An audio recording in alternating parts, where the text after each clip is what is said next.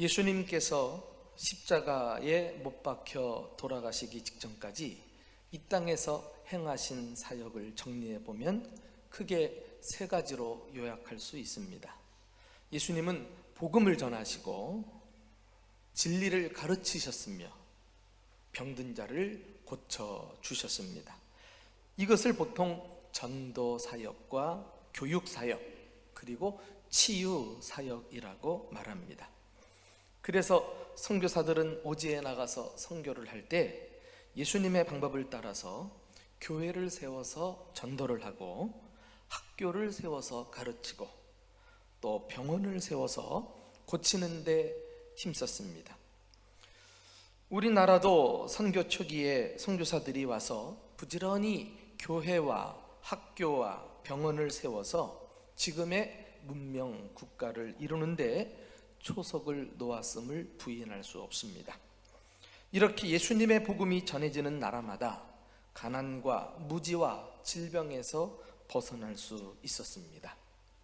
동남아시아를 가보면 과거의 찬란한 문화유산에도 불구하고 지금은 대부분 후진국이란 사실에 놀라게 됩니다.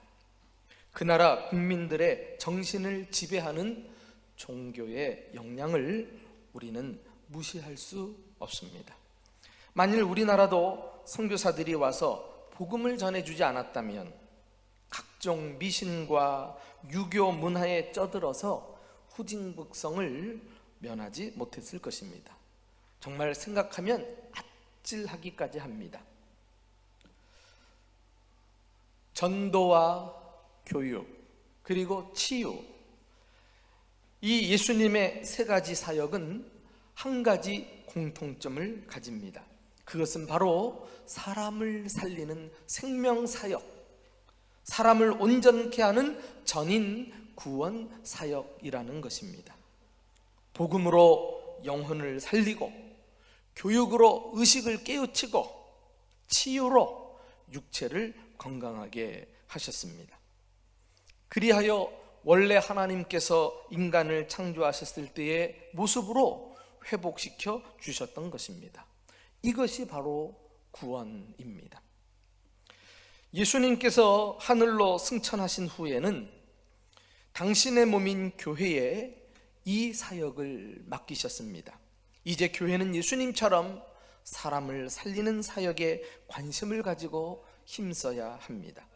교회에서 가장 우선적인 사역이 있다면 그것은 사람을 살리는 일입니다.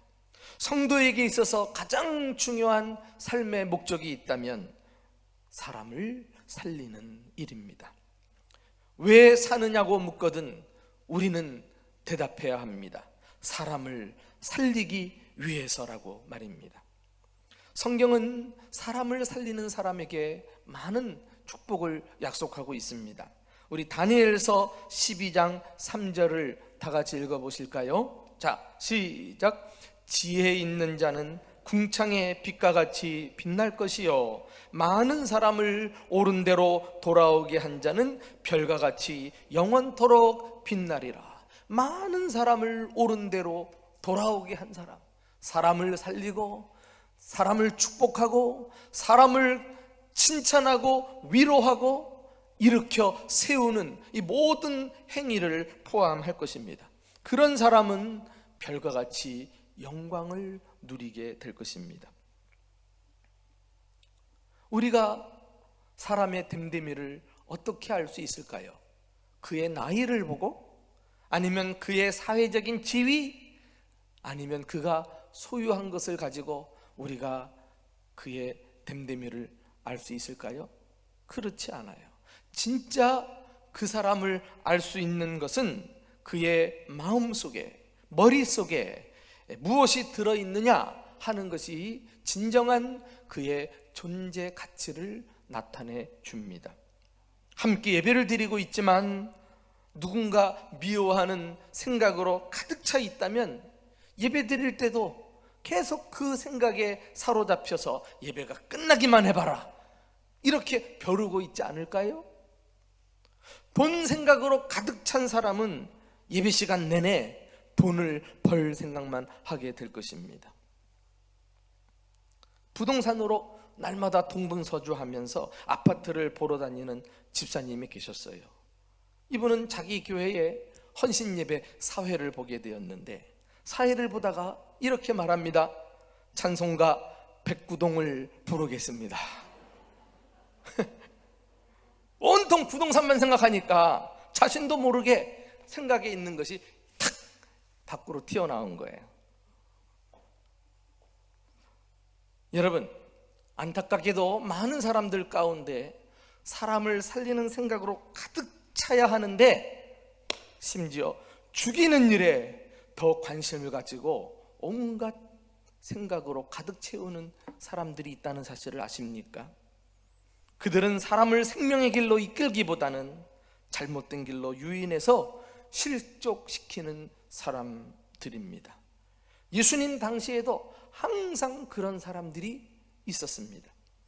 오늘 본문에 보면 한편 손 마른 사람이 등장하죠. 그런데 이 사람을 두고 예수님과 사람들 사이에 논쟁이 일어났습니다. 누가복음 6장에는 이 기적 사건을 똑같이 기록하고 있는데, 여기 이 사람들을 서기관과 바리새인들이라고 소개해 놓고 있습니다. 예수님은 손 마른 사람을 고치고 살리는 일에 관심을 가지셨고, 이들은 유대 종교 지도자들임에도 불구하고 사람을 살리는 일에는 안중에도 없고 예수님의 흠을 찾는 일에만 열중했습니다. 나중에는 예수님이 손 마른 사람을 고치니까 이들은 어떻게 반응했을까요? 우리 6절을 한번 다 같이 읽어보실까요? 자, 시작. 바리새인들이 나가서 곧 헤롯 땅과 함께 어떻게 하여 예수를 죽일까 의논하니라. 예수님이 기적을 행하시고 병든 자를 고치셨으면 깜짝 놀라거나 감동을 받거나 누이치고 회개하거나 해야 할 텐데, 그러기는커녕 오히려 정치적인 세력을 동원해 가지고, 여기 헤롯 땅은 불의한 정치인을 가리키거든요. 그들을 따르는 일단의 무리들인데 이 정치적인 세력까지도 동원해요. 도무지 유대인과 함께 할 수 없는 사람들인데도 사람을 죽이는 일에 이렇게 안 맞는 사람들까지도 끌어모아 가지고 모의를 하는 것을 보면, 인간이 한번 생각이 삐뚤어지면 정말 돌이키기가 쉽지가 않구나 하는 사실을 깨닫게 됩니다. 나는 우리 대전중보교회가 예수님처럼 사람을 살리는 교회가 되고, 우리 교우들이 사람을 살리는 일에 힘을 쏟아부을 수 있기를 주님의 이름으로 축원합니다. 과연 어떻게 사람을 살릴 수 있을까요?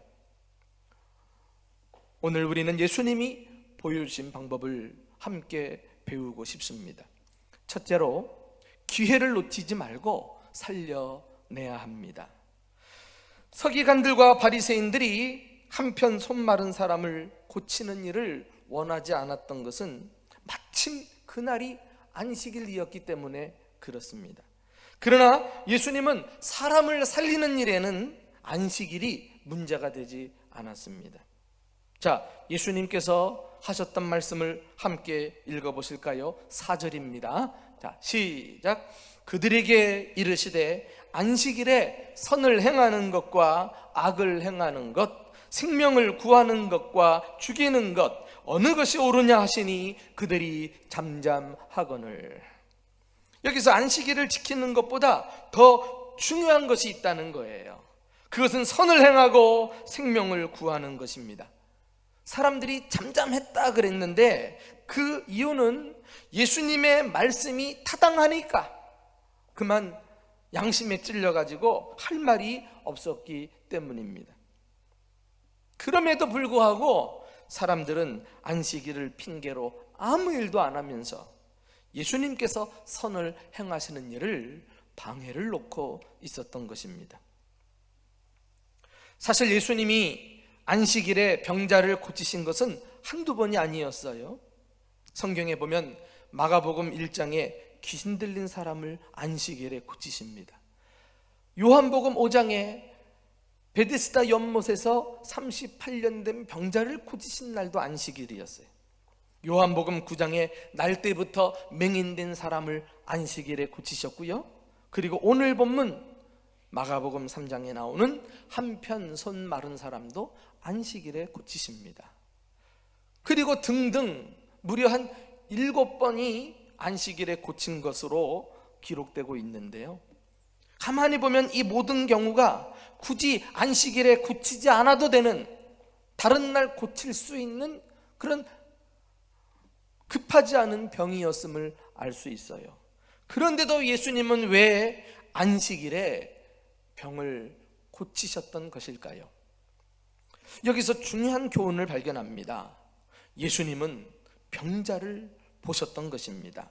지금 병자가 눈에 보이는데 왜 다음날 고쳐야 하는가? 이것이 예수님의 생각이었습니다. 예수님은 안식일이라고 내일로 미루지 않았어요. 안식일에 보셨으면 안식일에 고치고, 예수님은 월요일에 보셨다면 월요일에도 고치실 분이십니다. 무엇을 가르칩니까?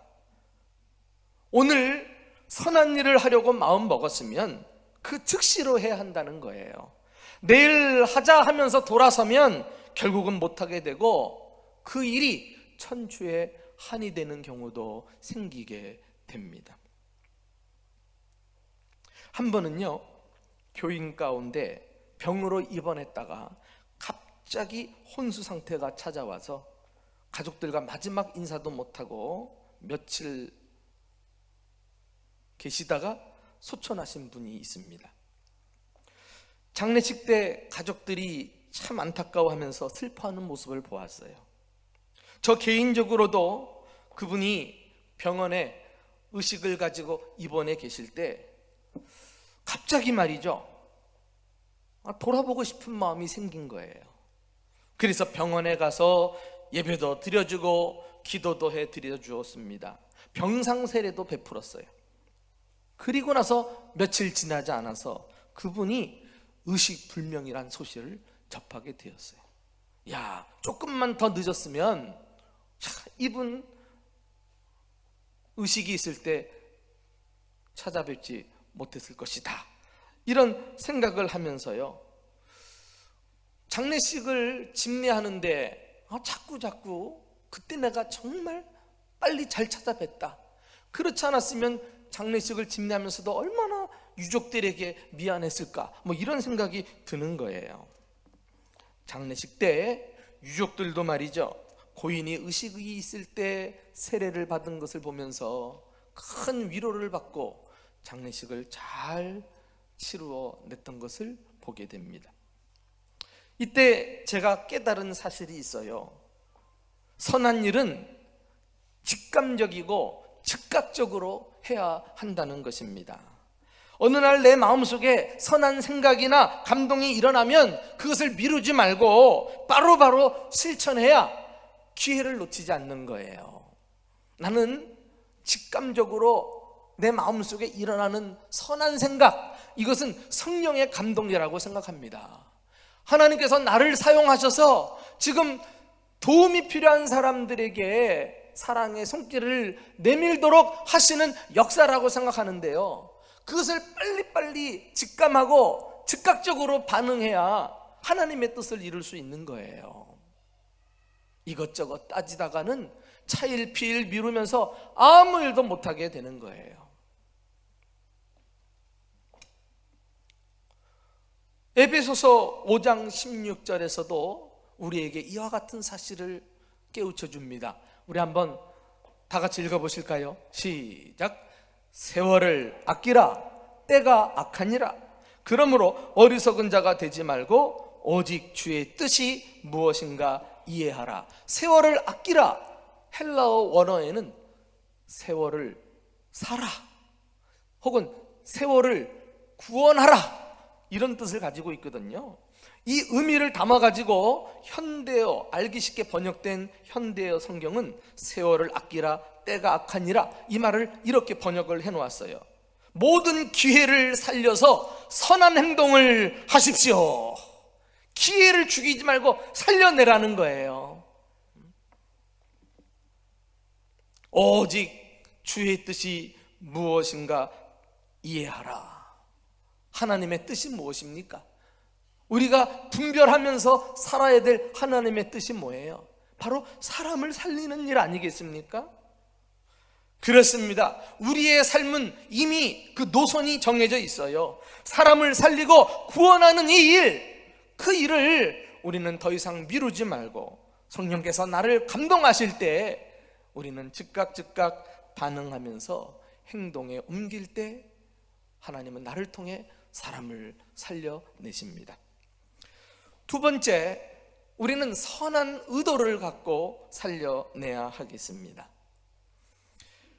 오늘 본문을 주의 깊게 보시면 손 마른 사람을 고치는 일에 있어서 두 가지 관점이 있음을 보게 됩니다.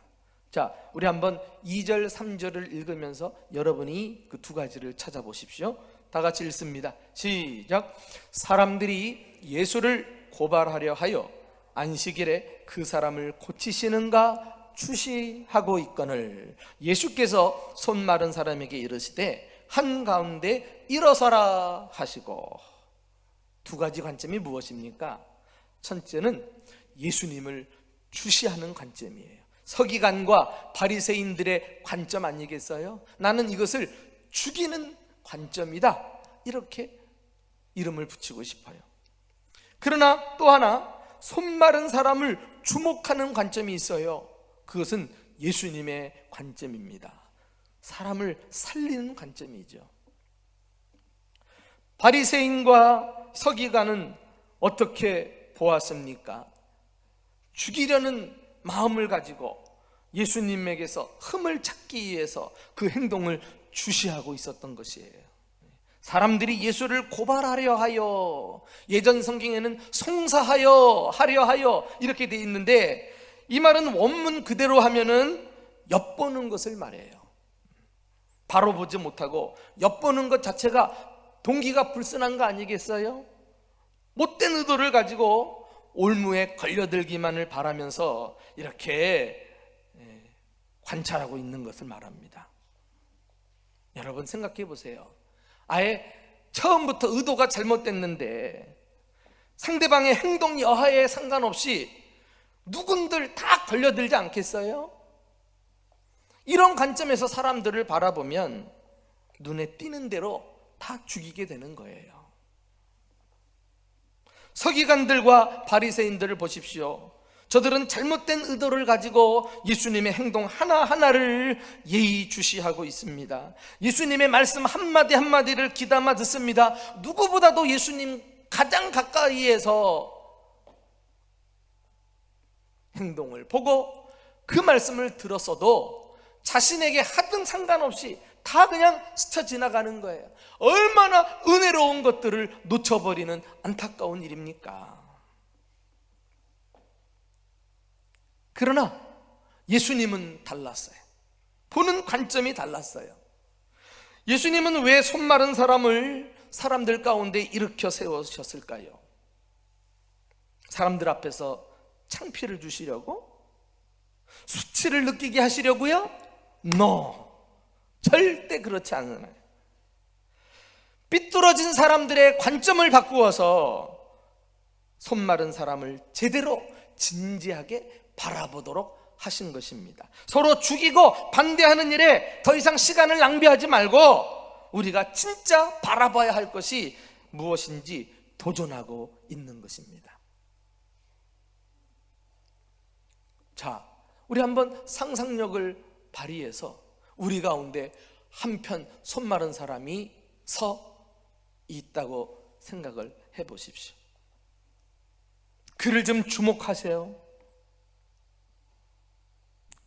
그를 주목하는 순간 내 안에 어떤 변화가 생깁니까?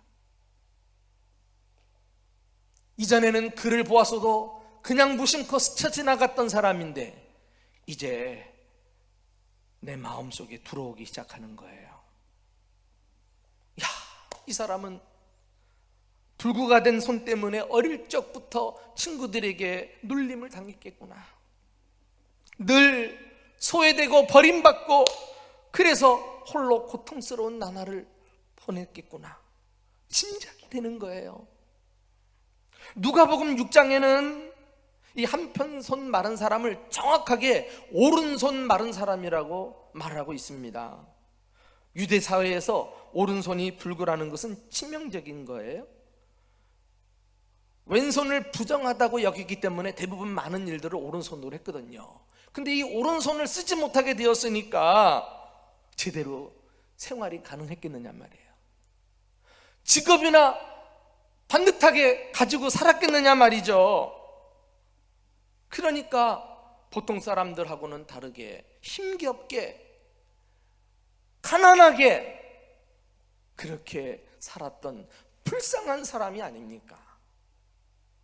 그를 살리는 생각을 가지고 바라보기 시작하니까 그의 그 속속들이 아픔을, 그가 처한 상황이 내 가슴 속에 들어오는 거예요.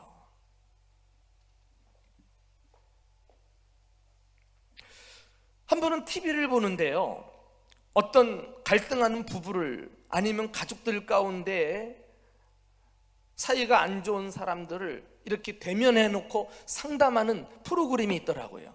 그런데 그 상담 방법 중에 하나가 서로의 눈을 오랫동안 응시하게 하는 거예요. 의자를 마주보게 하고 가로막았던 가로막을 쑥 올려요. 그러면 둘만 덩그러니 남으면서 눈을 응시하고 오랫동안 쳐다보더라고요. 아무 말 없이. 그러면서 놀라운 변화가 서로에게 일어납니다. 누군가 먼저 한편에서 그 눈에 눈물이 그렁그렁 하더니 눈물을 떨어뜨리기 시작해요. 서로 쳐다보는 것만으로도 상대방을 이해하게 되고 서로에 대하여 마음을 열게 된 것입니다. 얼마나 힘들었을까? 나는 저 사람이 문제라고 생각했는데 저 상대방은 나름대로 지금도 고생이 많겠구나. 이런 변화가 나에게서부터 시작이 되는 것입니다. 사람을 살리는 생각, 사람을 죽이는 생각, 이 두 가지 관점은 우리가 교회 생활하면서 교우들을 대할 때 항상 자신을 점검해 봐야 하는 것들입니다.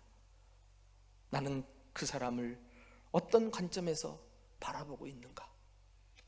나는 교회 생활하면서 교회 안에 문제가 있을 때마다 어떤 관점에서 그 문제를 바라보고 풀어가고 있는가?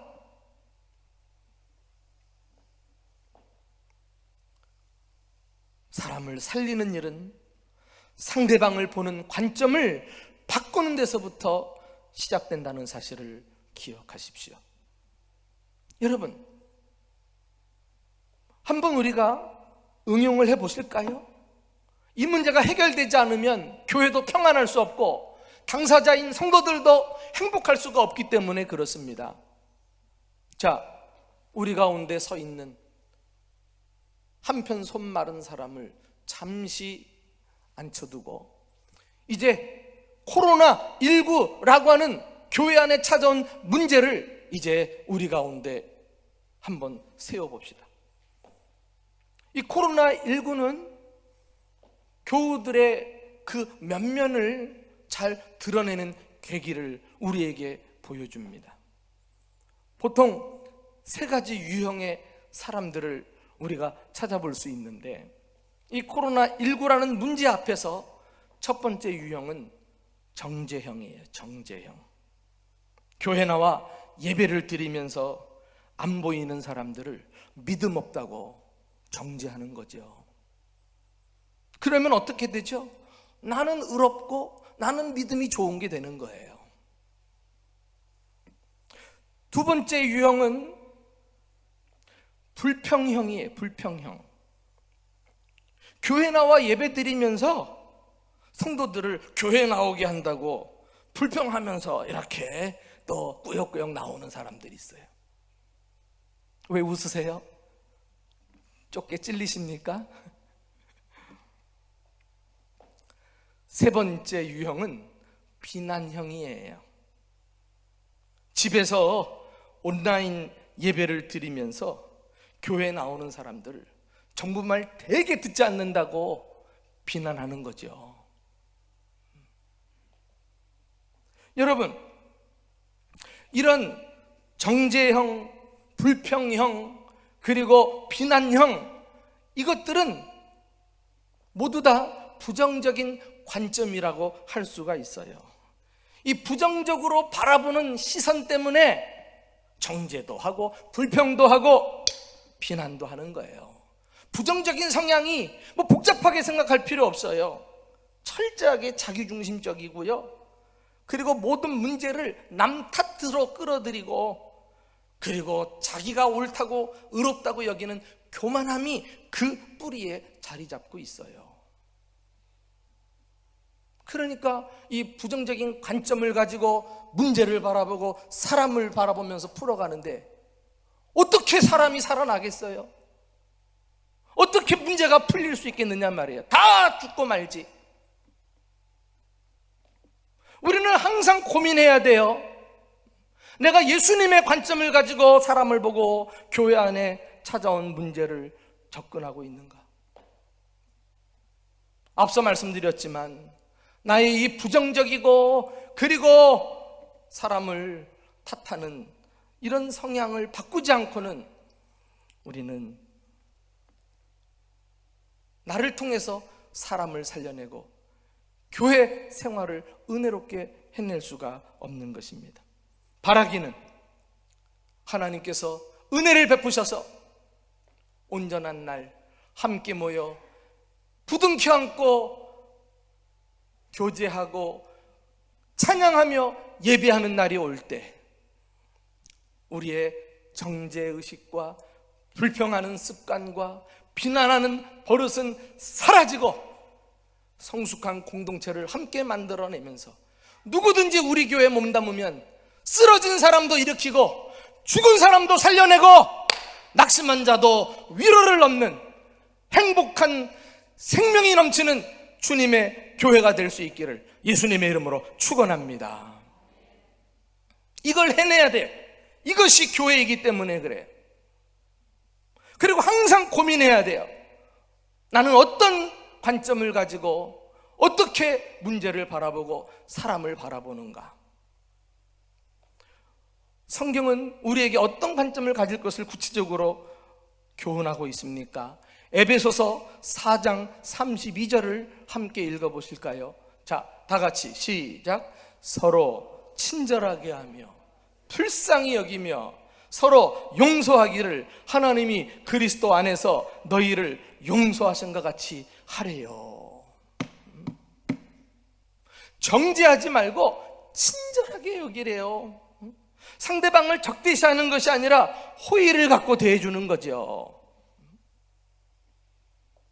불평하지 말고 불쌍히 여기래요. 우리는 피차 불완전한 존재이니까 같은 처지인 줄 알고 불쌍히 여겨줘야 살지 않겠습니까? 비난하지 말고 쳐내지 말고 용서해 주래요. 우리가 주님으로부터 받은 용서처럼 이제는 서로를 받아주고 품어줘야 다 살아나지 않겠습니까? 이거 하려고 구원받은 거예요. 이거 하려고 예수 믿은 거 아닙니까? 나는 우리 대전중부교회가 어떤 사람이라도 우리 교회에 찾아오면 내가 먼저 친절하게 대해주고 불쌍하게 여겨주고 누구라도 용서해주면서 다 살려내는 아름다운 공동체를 이룰 수 있기를 예수님의 이름으로 축원합니다. 마지막으로 사람을 살려려면은 뒤로 물러서지 말고 살려내셔야 합니다. 사람을 살리는 사역은 저절로 쉽게 되는 것이 아니기 때문에 그래요. 수많은 장애물이 나타나더라도 용기를 내서 과감하게 행동으로 옮겨야 합니다. 자, 예수님을 한번 보세요. 우리 5절입니다. 5절 시작. 그들의 마음이 완악함을 탄식하사 노하심으로 그들을 둘러보시고 그 사람에게 이르시되 내 손을 내밀라 하시니 그가 내밀매 그 손이 회복되었더라. 선한 일을 할 때 우리는 어떤 장애를 만날까요? 우리와 관점이 다른 사람들로부터 비난을 받아요. 거칠게 반대에 직면하기도 합니다. 그러니까 선한 일, 사람을 살리는 일을 하면서 좋은 얘기 듣기를 각오하시면 안 돼요. 선한 일에는 반드시 어려움이 따릅니다. 심지어 예수님도 비방을 받지 않으셨습니까? 그럼에도 불구하고 예수님은 꿋꿋하게 앞으로 나아가십니다. 그 사람에게 이르시되 내 손을 내밀라. 내민즉 손이 회복되었더라. 할렐루야. 이 내 손을 내밀라, 매튜 헨리라는 성경학자는 이 말씀은 하나님이 천지를 창조하셨을 때 똑같은 능력의 말씀이다 그랬어요. 빛이 있으라 할 때 빛이 만들어진 것처럼 손을 내밀라, 즉각 손이 회복된 것입니다. 여러분, 이렇게 권세를 가지고 능력을 가지신 예수님까지도 비난받으셨다면 우리 같은 범인들이야 비난받는 것이 당연하지 않겠어요? 속담에 소가 없으면 외양간이 깨끗하다, 이런 말이 있습니다. 소를 먹이려면 외양간이 있어야 되고 외양간이 있으면 냄새나고 지저분해지는 건 당연한 게 아니겠어요? 무슨 일이든 좋은 일이 있는가 하면은 반드시 그 일에 따라서 다른 일들도 복잡하지만 따라오게 돼 있어요. 그러나 그 어려움을 무릅쓰고 우리가 정작 해야 될 중요한 것을 해내는 것이 예수 믿는 사람의 태도가 아니겠습니까? 생명을 살리는 일을 등한히 하면서 교회가 조용하게 아무 탈 없기를 바란다면 그것은 대단히 잘못된 생각이죠.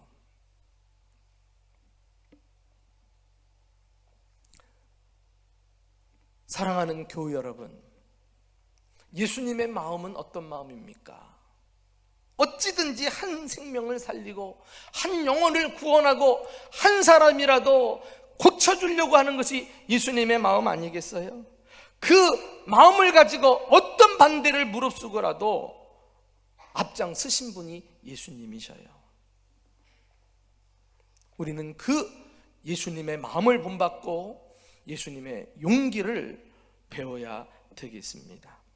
너무 선한 일 하면서 사람들이 나를 어떻게 볼까 지나치게 의식하지 마세요. 사람들의 평가와 비난에 너무 에너지를 낭비하지 마세요.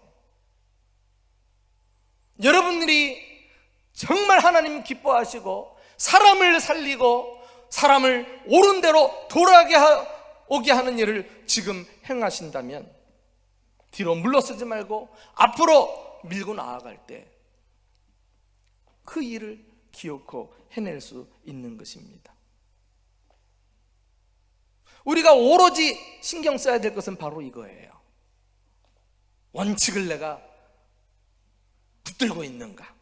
선을 행하는 것과 악을 행하는 것, 생명을 구하는 것과 죽이는 것, 어느 것이 옳은가? 라고 할 때 예수님은 선을 행하는 것, 사람을 살리는 것을 택하지 않았습니까? 그 일을 위해서 나중에는 십자가에 달려서 죽으시면서까지도 생명을 살리기 위해서 고난을 무릅쓰고 희생당하지 않았습니까? 그렇게 해서 사람을 살려내는 거예요. 자, 이러한 예수님을 우리가 본보기로 삼으라고 하신 말씀이 있습니다. 히브리서 12장 3절을 다 같이 읽어보실까요? 자, 시작. 너희가 피곤하여 낙심하지 않기 위하여 죄인들이 이같이 자기에게 거역한 일을 참으신 일을 생각하라. 우리가 선을 행하려고 할 때는 피곤하단 말이에요. 낙심할 때도 있어요.